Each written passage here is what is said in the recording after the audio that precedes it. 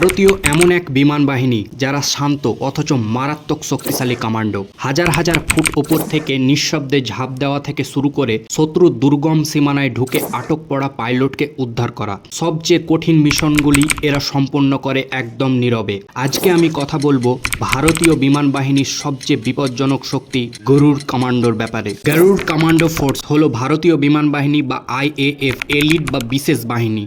2004 সালের 6 ফেব্রুয়ারি এটি গঠিত হয়। বর্তমানে ভারতীয় বিমান বাহিনীতে গরুড় কমান্ডোর মোট সংখ্যা 1600 থেকে 2000 জনের মধ্যে। গরুড় কমান্ডোর ফোর্সের সর্বোচ্চ কমান্ডিং পদের নাম হলো উইং কমান্ডার। এদের আসল কাজ হলো 5টি: জরুরি কাউন্টার অ্যাটাক, পাইলট উদ্ধার, শত্রুর এয়ার ডিফেন্স ধ্বংস, এয়ারফিল্ড ক্যাপচার, লেজার নিশানা। এক কথায় এরা আকাশের আসল হিরো।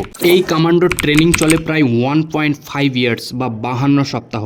এদের ট্রেনিং চলাকালীন শেখানো হয় প্যারাশুট জাম্পিং, কমব্যাট ডাইভিং, জঙ্গল এবং পাহাড়ে survival skills, night operation, sniper shooting, close quarter combat, high risk anti terror অপারেশনের মতো আরও অনেক কিছু।